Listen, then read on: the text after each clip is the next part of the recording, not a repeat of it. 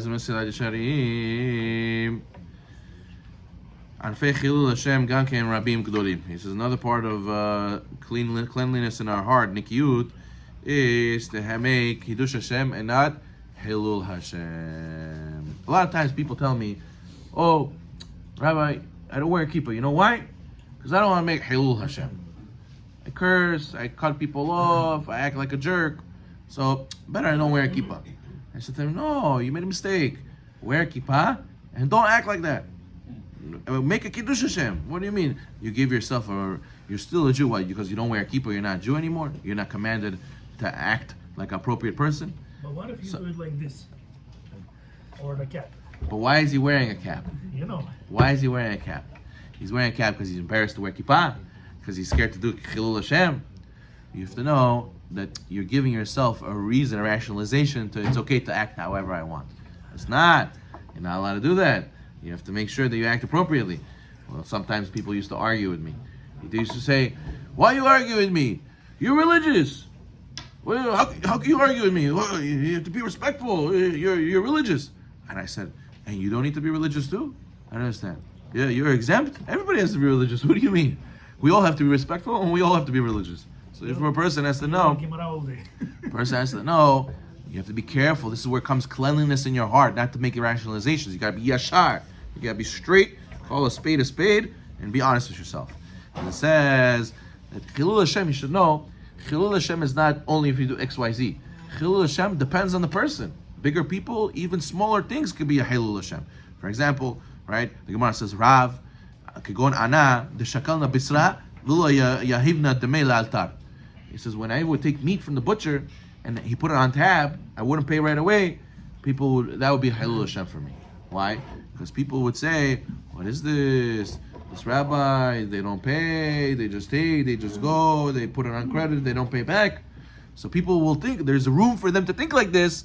So therefore, since I'm a higher judgment on a pedestal, so therefore I have to act appropriately. That's a Chilul Hashem for me. So therefore he says, every person according to his kavod, he has to know what will be a Chilul Hashem. Okay.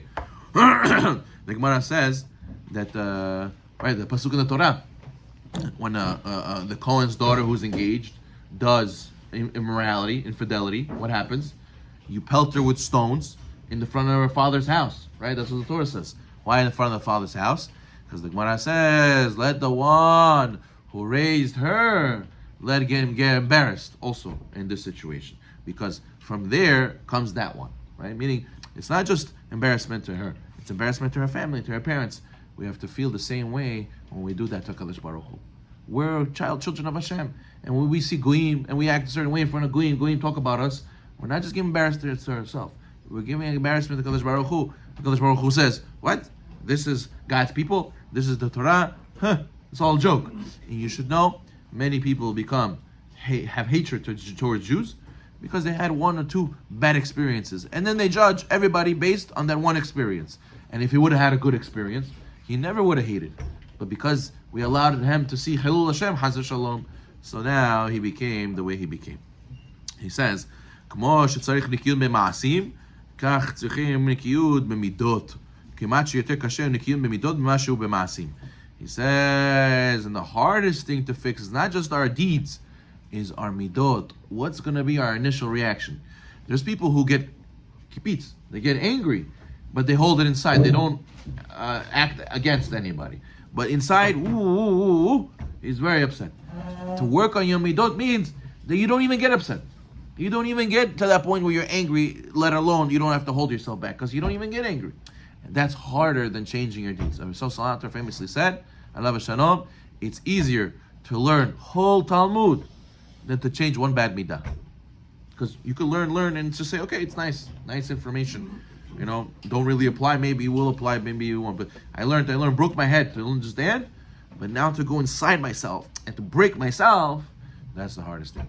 Rav Mendel Mekotsk, Alav Shalom Kotzker Rebbe used to say that the most wholesome thing in a person's life is when he breaks his heart in half. What does it mean, break your heart in half? You break yourself. To break yourself. When you break yourself and work on yourself, you say, Hashem, be proud. You're right. I messed up. I have to change I have to break myself. No more laziness. No more fooling around. No more getting angry. That's it. Break myself. I'm changing myself. Boot camp. Such a person, you should know, you just got to the level of the most wholesome thing in the entire world. It was worth to live a whole life just to get to this point, to be able to say, I'm going to break myself and make tikkun finally. And that's hard. And by midot, it's the hardest thing. The Yetzer Hara put up the biggest fight. As that's where it means to have a pure heart. Where some people say, listen, Rabbi, I'm this type of guy. I'm a temper guy. What do you want from me? I was born this way. Brit Milah is the biggest proof against that. What's Brit Milah? Brit Milah is you come with a foreskin, you got to remove it. If Hashem doesn't want the foreskin, so why did he create it? Hashem says, yeah, you don't understand.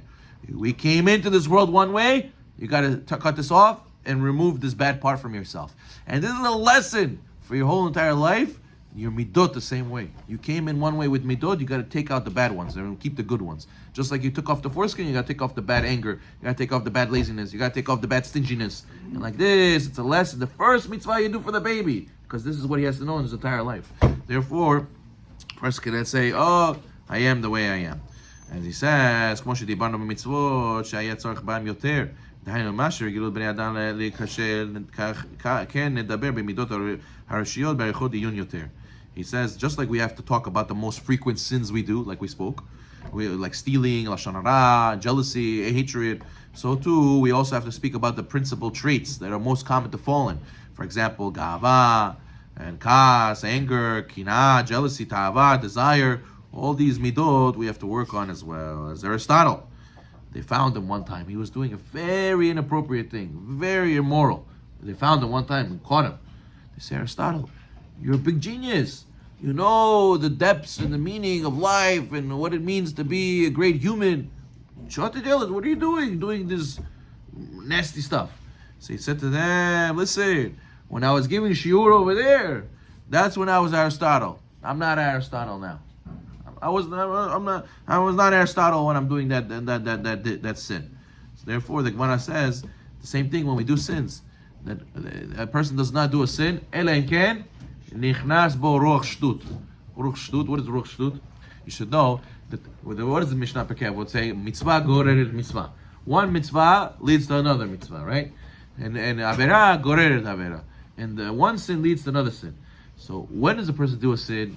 When a foolishness, spirit of foolishness comes into you. But if you did a sin, now next time, what's going to happen? Another ruach shtut is going to come inside of you because you created a bad angel. You created an evil angel from this, you did a sin. And this angel, this ruach shtut, is going to go inside of you again. It's going to come to you again to do another sin. So one mitzvah, one sin leads to another sin. So therefore he says, it's not really who we are. A lot of times people do sins and they say, I'm so embarrassed. That's not who I really am. I don't want to be that person. That's not really who I am. So therefore a person says, no, if you're right, it's a foolishness that entered you. But why did you let the foolishness enter you? So therefore, a person has to work on his midot so he doesn't get bribed by the Yetzer Hara. So now, finally, he says, first thing we got to work on, the biggest sin, the biggest midah that leads to sin is gava. Gava. You should know when you get older, even if you have a lot of money, the only thing you look at the end of your life is not pleasures, is kavod. Neshama needs kavod. All of us need kavod. But when you get older, the biggest thing you need is kavod. You want your grandchildren to respect you. You want people in the community to respect you. You want your business, everyone who works for you, and your colleagues and your friends to give you kavod. Everything's about kavod. And therefore, the biggest test we have is gava. Gava, because that's what feeds the kavod. And we have to realize that who we need to give kavod to, give it up to Hashem. And there's a concept we explained last time. There's fallen midot, right? There's a person who has desires, fallen desires. He's supposed to have desires for it to come close to Hashem. He has desires for worldly things. Same thing with kavod. You can have fallen kavod, kavod for myself. If you take the crown for yourself, big problem. You have to give keter itenu lecha. So Hashem, the crown is for you. We have to give you the kavod, not me. Like Moshe Rabbeinu. Moshe Rabbeinu backwards is Hashem. Hashem, it's Hashem, not me. I'm just doing what Hashem told me to. And Adam is gematria what? 45. And Chava is gematria what? Chet is 8. Vav is 6. And Hey is 5. 8 plus 6, 14. Plus 5, 19. 45, right? Minus 19. When Chava made sin, she brought sin. Adam was good. Chava brought sin. Now, what was he missing from his life? 26. 26. 45 minus 19, 26. When you falling into sin, it's because you took the crown for yourself. But when you have 26, when you give the crown to Hashem, then you fix Adam. Baruch Atah.